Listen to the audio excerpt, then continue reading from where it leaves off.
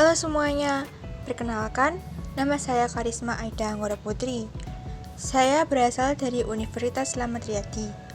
Di sini, saya akan menyampaikan sedikit informasi tentang Monumen Pers Nasional. Untuk itu, mari kita lihat ke dalam. Museum ini didirikan pada tahun 1978 setelah lebih dari 20 tahun diusulkan dan dioperasikan oleh Kementerian Komunikasi dan Informatika Indonesia.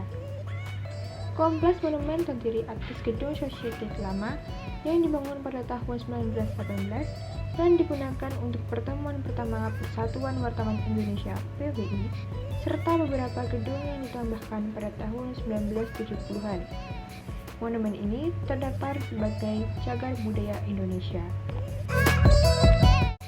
Bangunan tempat berdirinya Monumen Pers Nasional dibangun sekitar tahun 1918 atas perintah Mangkunegaran VII, Pangeran Surakarta, sebagai balai perkumpulan dan ruang pertemuan.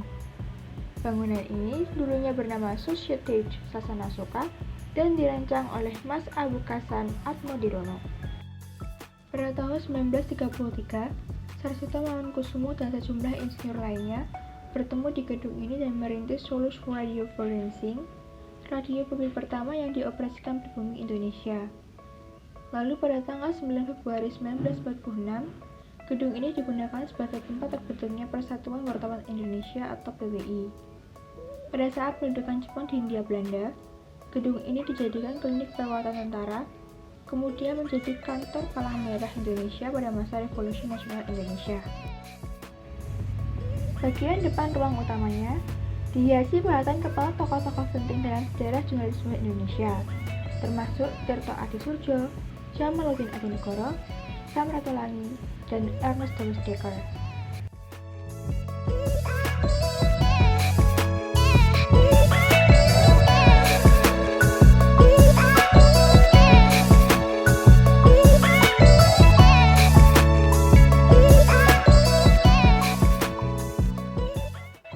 Di belakang ruang depan utama, terdapat 6 diorama yang menggambarkan komunikasi dan pers sepanjang sejarah Indonesia. Diorama pertama memperlihatkan berbagai bentuk komunikasi dan berita di Indonesia pra-kolonial. Diorama kedua memperlihatkan pers di era kolonial, termasuk surat kabar pertama di Hindia Belanda, milik Verenigd Oostindische Company, Memories de Nouvelle tahun 1615.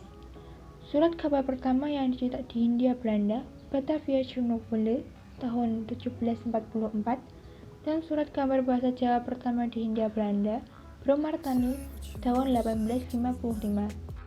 Diorama ketiga menggambarkan pers pada masa pendudukan Jepang. Diorama keempat menggambarkan pers pada masa Revolusi Nasional, termasuk pembentukan PWI. Diorama kelima menunjukkan keadaan pers yang disensor besar-besaran saat Orde Baru di bawah kepemimpinan Presiden Soeharto. Dan diorama keenam menunjukkan kondisi pers setelah dimulainya era reformasi tahun 1998 yang melonggarkan kebebasan pers. Museum tersebut juga memiliki artefak milik para jurnalis dari berbagai zaman. Beberapa di antaranya adalah mesin ketik Underwood milik Bagel Suatmojo, seorang jurnalis 4 tahunan dari Bandung, baju yang dipakai Hendro Dubroto saat meliputi pendudukan Indonesia di Timur tahun 1975, perlengkapan para Trisno Juwono ketika meliput gerhana matahari 11 Juni 1983, dan kamera Fuad Muhammad Syafruddin, seorang jurnalis Bernas dari Yogyakarta yang dibunuh setelah mengangkat skandal korupsi tahun 1995. Artefak lainnya milik jurnalis seperti Mukhtar Lubis masih disimpan di museum ini per Oktober 2013.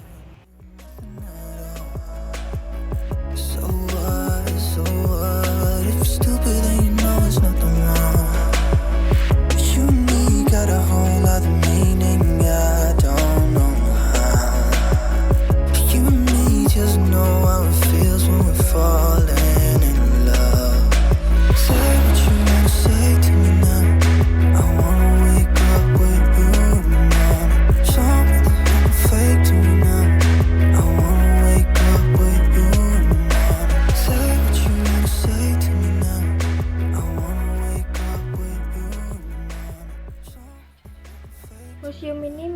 pusat media. Di sana masyarakat bisa mengakses internet gratis melalui 9 komputer yang tersedia. Ada pula perpustakaan dengan koleksi 12.000 buku, ruang baca koran, dan majalah lama yang sudah didigitalisasi di tempat, serta ruang mikrofon yang sudah tidak digunakan lagi. Monumen Pers Nasional secara rutin mengadakan seminar seputar pers, media, dan komunikasi. Museum ini menyelenggarakan pameran media bertema Hari Libur Nasional, termasuk Hari Kemerdekaan, peringatan Sumpah Pemuda, dan Hari Pers Nasional. Pihak museum juga membawa sebagian koleksinya untuk pameran lain. Koleksi dan pustaka digitalnya dapat diakses masyarakat, sedangkan salinan cetak koran dan majalahnya hanya dapat diakses oleh peneliti.